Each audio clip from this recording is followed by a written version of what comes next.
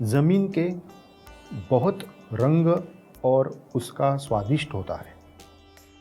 अगर ज़मीन सफ़ेद कलर की हो तो उसका स्वाद मीठा होता है।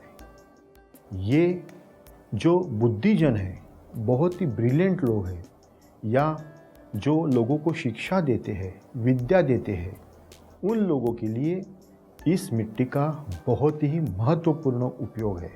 इसके बाद लाल कलर की ज़मीन होती है, उसका स्वादिष्ट जो है वो कड़वा होता है। इस प्रकार की ज़मीन किसी भी जो सैनिक है या कोई भी न्यायालयीन कामकाज करते हैं, इसके लिए ये ज़मीन बहुत ही उपयोगी है। दोस्तों, इसके बाद तीसरा प्रकार आता है, जो ज़मीन जो है वो भूरे कलर की होती है। उस ज़मीन का जो स्वाद होता है वो खट्टा होता है। जो बिजनेसमैन है या अच्छे ओहदे पे सर्विस करते हैं, उन लोगों के लिए ये ज़मीन बहुत ही फलदायी है। इसके बाद ब्लैक कलर की ज़मीन आती है, जो हर इंसान को लागू हो सकती है। ये जो ज़मीन है उसकी दिशा पूरब और पश्चिम की तरह होनी चाहिए।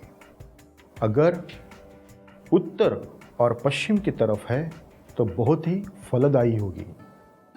जैसे कि हर ज़मीन को चढ़ाव और उतार होता ही है। अगर उसका उतार उत्तर दिशा की ओर है तो समझ जाइए आपको यकीनन उसमें फ़ायदा होगा।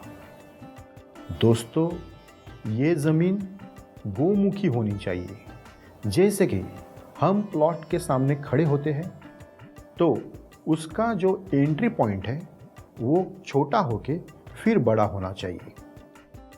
अगर उसका मुख बहुत बड़ा है और फिर उसका एंड अगर छोटा होता है तो उसे व्याघ्रमुखी कहते हैं।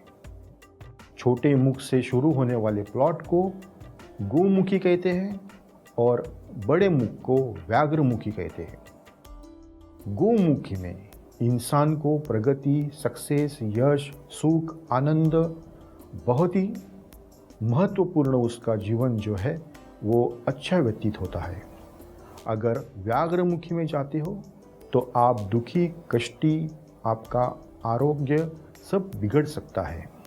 अगर आप ज़मीन लेना चाहते हो तो किसी भी वास्तु तज्ञ को वहाँ पे लेके जाइए और फिर उसका परीक्षण करवाइए। अब वेब, मोबाइल और टीवी पर उपलब्ध